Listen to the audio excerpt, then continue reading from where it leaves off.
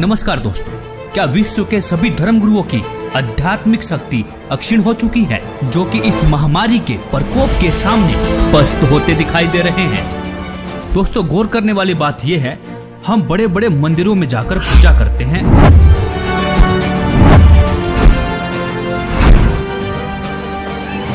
मस्जिदों में जाते हैं, तीर्थ व्रत उपवास करते हैं, धर्मगुरुओं से दीक्षा लेकर भक्ति भी करते हैं। आखिर किस लिए? अपनी रक्षा के लिए ना। और दूसरी तरफ हिंदू धर्म के प्राचीनतम और आधारभूत सदग्रंथों में से एक ऋग्वेद के मंडल नंबर 10 के सूक्त 161 पर परमेश्वर के गुणों में लिखा हुआ है, यदि किसी रोगी की जीवन शक्ति समाप्त हो, यदि वह सीमा से भी परे हो गया है, यदि वह मृत्यु के सन्निकट चला गया है, तो भी उसे मैं भारी कष्टप्रद रोग के पंजे से मुक्त कराऊं तथा उसे शतवर्ष अर्थात 100 वर्ष के जीवन हेतु बल संपन्न करूं। दोस्तों, यह सुन आप यह भी कहेंगे कि यह तो किताबी बातें हैं, ऐसे कैसे हो सकता है? लेकिन दोस्तों, सच में ऐसा संभव है। वीडियो देखते रहिए, आगे बताएंगे भी और प्रमाण भी दिखाएंगे। यदि भगवान ऐसे लाभ नहीं दे सकता तो पवित्र वेद भी झूठे पड़ सकते हैं। एक तरफ विज्ञान फेल है तो दूसरी तरफ अध्यात्म भी। ऐसे में अध्यात्म पर भी सवाल उठने लाजमी है, क्योंकि वेद तो भगवान के गुणों का यह गुणगान करते हैं, कैसा भी रोगी क्यों ना हो, परमेश्वर उसे ठीक कर 100 वर्ष की आयु प्रदान करता है। तो आखिर क्यों इन धर्मगुरुओं के पास जाकर भक्ति करने से हमें इस महामारी से राहत नहीं मिल रही है? क्या यह धर्मगुरु आपके अनमोल जीवन के साथ खिलवाड़ कर रहे हैं? क्या इनके पास कोई आध्यात्मिक समाधान नहीं है जो जनता के कल्याण के लिए सामने नहीं आ रहे हैं? एक सच्चे संत की पहचान तो संकट के समय ही होती है, क्योंकि प्राचीन समय में जब राजा और प्रजा पर संकट आता था, तब संतों की कृपा से ही समाधान हुआ करता था। परमेश्वर की भक्ति तो निरोगी काया और सुख शांति के लिए की जाती है। और इसी संदर्भ में कबीर परमेश्वर जी ने भी कहा है कि संत शरण में आने से आई टले भला, जय भाग्य में मृत्यु हो तो कांटे में टल जा। मतलब यदि मृत्यु भी होनी हो, कांटे जैसे दुख में मृत्यु टल जाएगी। दोस्तों, ऋग्वेद से साबित हुआ कि परमेश्वर की शक्ति के सामने विज्ञान शून्य है, क्योंकि जिस परमेश्वर ने मानव को बना चलाया, क्या उसे स्वस्थ करने में समय लगेगा? नहीं ना। दोस्तों, ऐसे में इस बात को भी दरकिनार नहीं करना चाहिए कि इस संकट की घड़ी में हमारे आध्यात्मिक धर्मगुरु क्या रोल अदा कर रहे हैं। कोई भी धर्मगुरु सामने आकर यह विश्वास नहीं दिला पा रहे हैं कि मानव जाति पर मंडरा रहे महासंकट से किस प्रकार से बचा सकते हैं। और दूसरी तरफ एक संत के शिष्य माननीय प्रधानमंत्री जी को लाखों पत्र लिखते हैं, लाखों ईमेल करते हैं। माननीय प्रधानमंत्री महोदय, भारत सरकार, मान्यवर, आप जी से हम संत रामपाल जी महाराज जी के लाखों अनुयायी आप जी के द्वारा मांगे गए सुझाव का सम्मान करते हैं। हमारी आप व आपकी सरकार से विनम्र प्रार्थना है, हम आप सभी से यह आग्रह करना चाहते हैं कि रामपाल जी महाराज इस विश्व में एकमात्र संत हैं जो शास्त्रानुकूल भक्ति विधि देकर लाखों करोड़ों परिवारों को कई प्रकार से दैहिक, दैविक, भौतिक तापों से राहत दिला चुके हैं। ऐसी आध्यात्मिक शक्तियों से परिपूर्ण संत जो कि बेकसूर हैं, उनको जेल में रखा गया है। बावजूद इसके यदि आप अपने मंत्रिमंडल के साथ उनके पास जाकर इस महामारी से बचाव हेतु अपनी प्रार्थना लेकर जाएं, तो हम ये पूर्ण विश्वास के साथ जानते हैं, क्योंकि संत परोपकारी व परमार्थी होते हैं, हमें यह पूर्ण विश्वास है कि वे अपनी दया दृष्टि पूरे विश्व पर बरसाकर इस समस्या से निजात दिला सकते हैं। आशा है इस एकमात्र बचाव के तरीके पर आप जी अमल अवश्य करेंगे। सत साहिब। और ट्विटर पर भी ट्रेंड करके पूरी दुनिया को विश्वास दिला रहे हैं कि सिर्फ और सिर्फ एकमात्र संत हैं जो मानव जाति को महासंकट से निजात दिला सकते हैं। वो संत कोई और नहीं, संत रामपाल जी महाराज हैं। यह सुन इस वीडियो को स्किप मत करना, जरा रुकिए, आपको विश्वास दिलाने के लिए कुछ जीते जागते प्रमाण पेश कर रहा हूँ, जिन्होंने संत रामपाल जी द्वारा बताई गई शास्त्र अनुकूल भक्ति की और परमेश्वर ने उनकी मृत्यु को भी टाल दिया।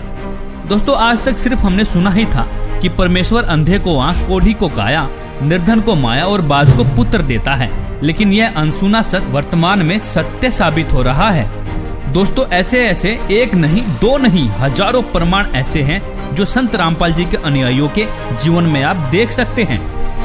मुर्दा बच्चा जीवित हुआ। जब मैं मजदूरी पे चला गया तो पीछे से उसकी मृत्यु हो गई जी, लड़के की। 1.5 साल का लड़का था दास का, और उसकी मृत्यु हो गई। जब घर आके जब मैंने देखा जी, उसकी स्थिति देखी तो हाहाकार मच रही थी। आस पड़ोस वाले भी इकट्ठे हुए, सभी ऐसे अफसोस मना रहे थे। वो बच्चे की लाश लेकर मैं गया जी, गांव का डॉक्टर है, डॉक्टर ने चेक किया जी उसको और कहता कि इसको घर में ले जा, इसमें श्वास नहीं है। और मैं घर में आते आते ऐसे रखा बच्चे को, तो मैंने गुरुजी से अरदास लगाई घर में ही जी, और मैंने कहा कि हे परमात्मा, जब आप मेरी आजू बढ़ा सकते हो, मेरे रोग, ये कैंसर तक का रोग ठीक कर सकते हो मालिक, इसकी भी रक्षा करो दाता, इसकी भी आजू बढ़ाओ। हे परमात्मा, मेरे सतगुरुदेव जी ने तेरी दया करी, मैं कुछ इतने लाभ दिए मैं बता नहीं सकता आपको, इतने लाभ दिए मेरे को इस भगवान के। मैं धन्यवाद करता हूँ इस भगवान का। मेरे बच्चे की आजू बढ़ाई, उसी तरह हम जिंदा हो गया जी गांव के सामने। सभी देख रहे, जितने मेरे को गालियां देते थे उस ग्राम में, वो कहने लगे कि आपके सन में बहुत शक्ति है, वो पूर्ण सन। आज मेरे गुरुजी की कोई निंदा नहीं करता मेरे गांव में। मेरे को इतने लाभ हुए जी, मेरे कैंसर का रोग ठीक किया, मेरी आजू बढ़ाई मेरे परमात्मा ने। और घर में ऐसा होता था जी, हमारे खाने को आटा नहीं होता था और हम मांग मांग के खाते थे, काम भी करते थे, फिर भी बीमारी के कारण हमको मांग के खाना पड़ता था। जब से मैंने नाम लिया, मालिक ने बहुत सुख दिया। दे दिया डॉक्टर ने जवाब, फिर कैसे ठीक हुआ बिना दवाई के ला इलाज कैंसर?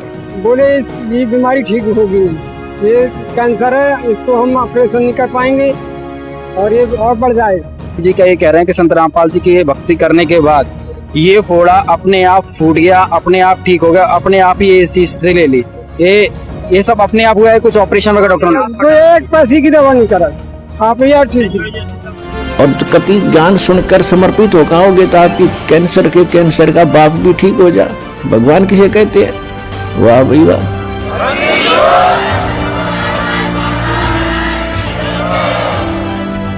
मुर्दा हुआ जिंदा।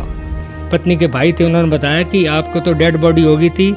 जिस समय डेड बॉडी, उस समय पूरे हॉस्पिटल में मतलब ये विषय का रहा कि वो ख़त्म हो चुका, और हर जगह मतलब ये बता दिया गया कुलवंत दास जी मृत घोषित हो गया। मेरे घर में भी आना जाना, रोना धोना हो गया था।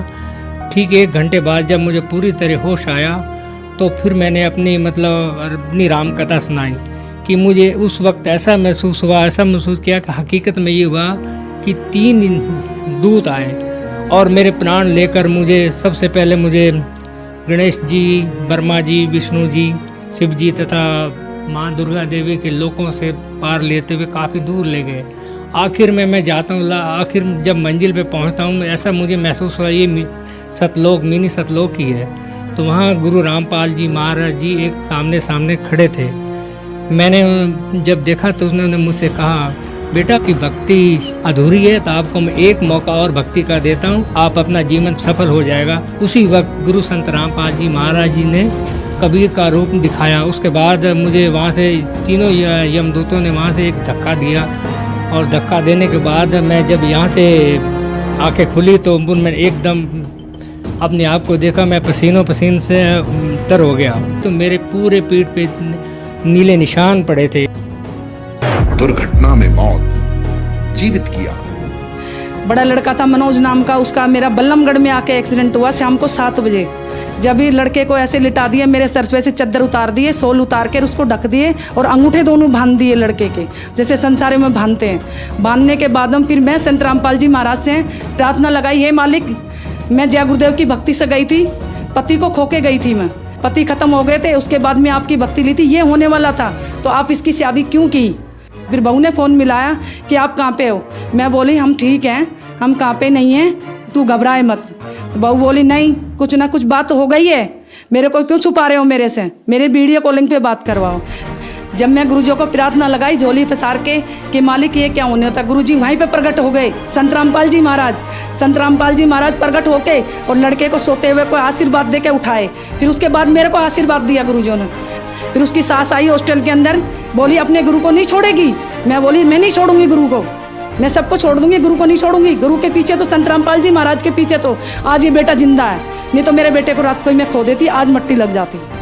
डॉक्टरों ने जैसे देख लिया तो भाई बिल्कुल जीरो रिपोर्ट, नब्ज नाड़ी कुछ भी नहीं है। उसके बाद में सुमरन जैसे संत रामपाल जी महाराज से अर्जी लगवाई तो इनको होश आया, तो डॉक्टर भी एकदम से अचंभित रह गए। अब ये क्या चमत्कार है, एक तो रिपोर्ट 0-0 बता रही है और एक इनको आधे घंटे में ही होश आ गया। ये तो बहुत बड़ा चमत्कार है। तो चमत्कार को देख के सारे डॉक्टर सारे अचंभित रह गए कि ये तो कोई बहुत बड़ा चमत्कार है। तो ये संत रामपाल जी महाराज का चमत्कार है, जो कि हम सतभक्ति करते हैं। और इन्होंने जीवन दान दिया, एक मौत के मुंह में से निकाला इनको, रुपेश दास जी को। क्या नाम है बहन जी आपका? कमला दासी है जी। मेरे घर वाले को 2014 में 10 अक्टूबर को पैरालाइज का अटैक पड़ गया था, बिल्कुल ख़त्म हो गई थी।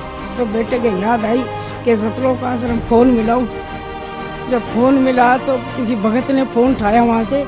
उन्होंने कहा, बेटे ने मेरे ने रोते रोते बड़े बेटे ने, ये भगत जी बात करा दो परमात्मा से, मेरे पापा ख़त्म हो चुके हैं पैरालाइज का अटैक पड़ के। तो भगत जी परमात्मा से बात कराई। परमात्मा ने कहा, बेटे बंदी छोड़, दया करेंगे, दंडवत करके अमृत जल और प्रसाद दे दे।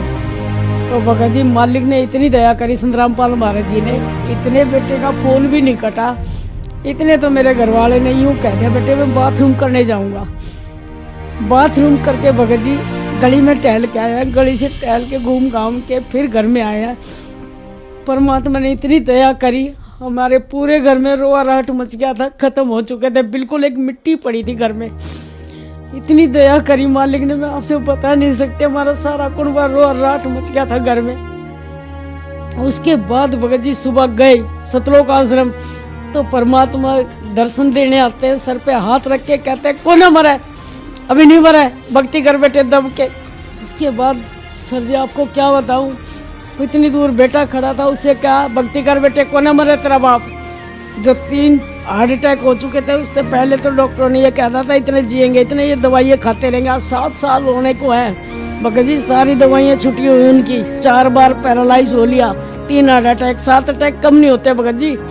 आपको क्या क्या लाभ बताऊं, मालिक ने इतनी दया कर रहे हैं। संत रामपाल महाराज जी ने पूरा जीवन दान दे रखा है। उदाहरण के लिए अनुयायियों के अनुभव के वीडियो लिंक डिस्क्रिप्शन में देख भी सकते हैं। आप भी दुखों से छुटकारा पाना चाहते हैं तो आज ही बुक करें निःशुल्क पुस्तक ज्ञान गंगा। ज्ञान गंगा पुस्तक निःशुल्क मंगवाने के लिए अपना पूरा पता पिन कोड के साथ हमें लिखकर भेजें। हमारा व्हाट्सएप नंबर है 9992600893।